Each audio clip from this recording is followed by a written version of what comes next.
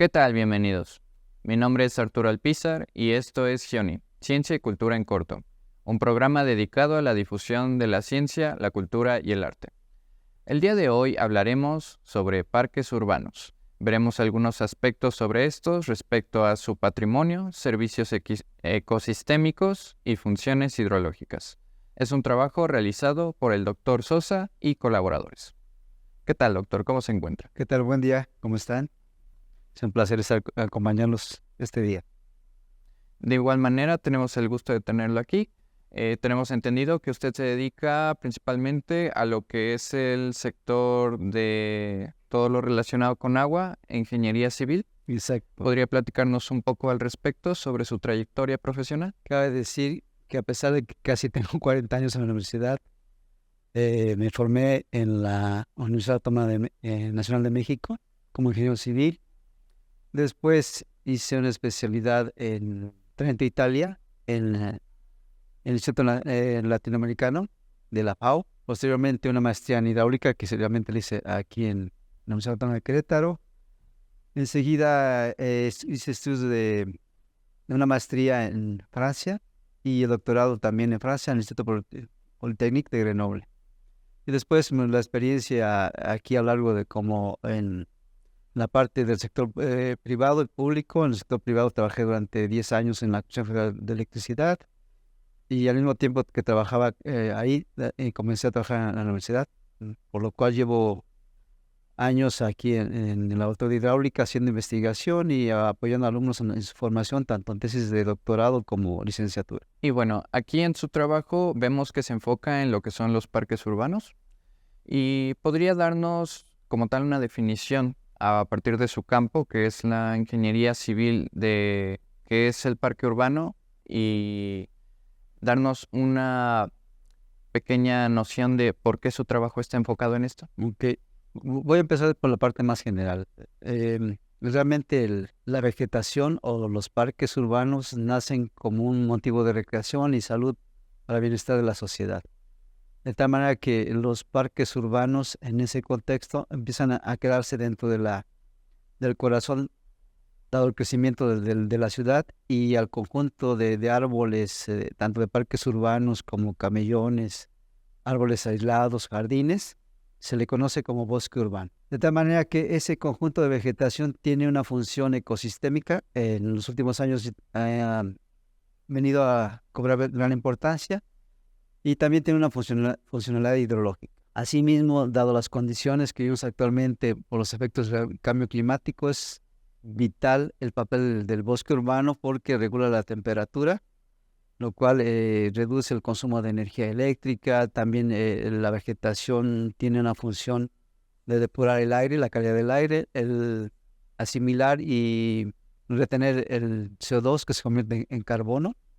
Entonces, ese es el conjunto en general. Y ahora en especial, como le digo, tiene una valoración importante porque al final ofrece un servicio que no es cuantificado de manera monetaria directa, es monetaria y virtual, pero ofrece un servicio en beneficio de la sociedad. Y bueno, antes de continuar, díganos, ¿a qué se refiere con esto de un beneficio virtual y uno monetario?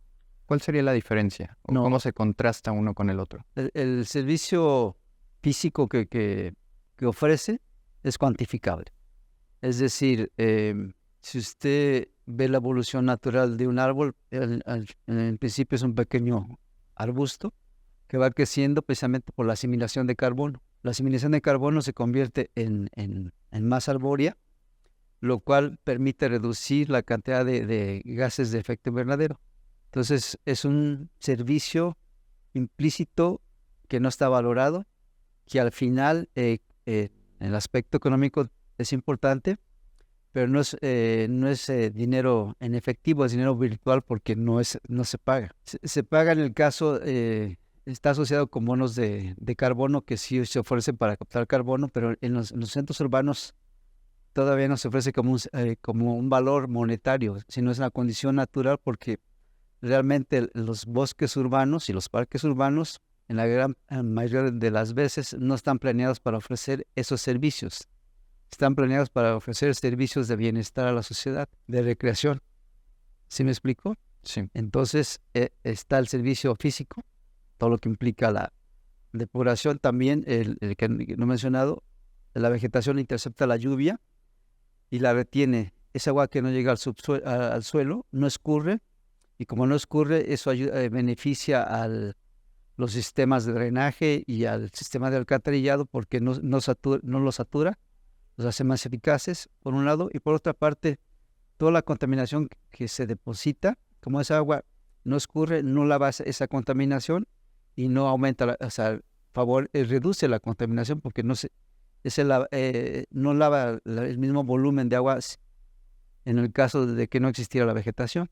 ¿Sí me explico? O sea, es decir, un metro cuadrado puede escurrir un metro cúbico, por decir algo, y ya con la presencia de la vegetación, en lugar de escurrir un metro cúbico, se puede escurrir medio metro cúbico. Eso está en función del tipo de vegetación, etcétera, etcétera.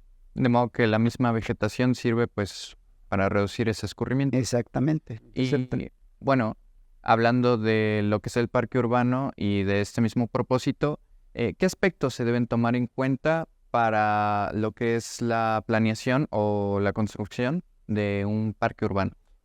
Voy a platicar la historia del parque urbano sobre las campanas, que es muy interesante. Sí. Si ustedes se remontan en el pasado, el parque urbano sobre las campanas originalmente era una capilla. Simplemente en 1910 se construyó la capilla. Después comienza el desarrollo y en los años 70 se construye el campus universitario que conocemos ahora y se empiezan a plantear una serie de árboles. Simplemente con el deseo que tenga un bonito aspecto, no con la planeación, como lo he comentado, que intercepte la lluvia. Con el paso del tiempo y con mi instancia aquí, me doy cuenta que mi trabajo de investigación, que el parque urbano tiene una relevancia importante en cuanto a su desarrollo. A partir de ese momento, pienso que tiene un valor y entonces se empieza a investigar y sí se ve que el parque urbano, en particular de sobre las campanas, creció sin planificación. O sea, hay una serie la estructura de la vegetación no es de una sola especie, sino hay incluso hay especies exóticas dentro del mismo parque que son muy interesantes de conocer porque representan un valor para la comunidad muy importante porque es conocimiento, es cultural, porque son vegetaciones exóticas. Y por otro lado, si se percata, la gran mayoría de la vegetación son huizaches, mezquites, jacarandas, son las especies dominantes. Pero no es planificado para ofrecer un servicio ecosistémico ni hidrológico, sino más bien fue creciendo con el tiempo. En este momento, si usted ve el parque urbano, toda la vegetación, es una vegetación muy rica, es frondosa, es verde, porque empieza a tener un matiz debido a que captura más carbono y se le da un mantenimiento. En el pasado no tenía ese objetivo, ¿no? Era la estética más La estética, importante. exactamente. ¿Y más o menos en qué momento se empieza a ver ya lo que es la parte funcional o el beneficio para la sociedad? Bueno, por un lado, el interés personal en las líneas de investigación y por otra parte, en la formación de nuevos maestros, en el caso de la maestría de hidrología ambiental.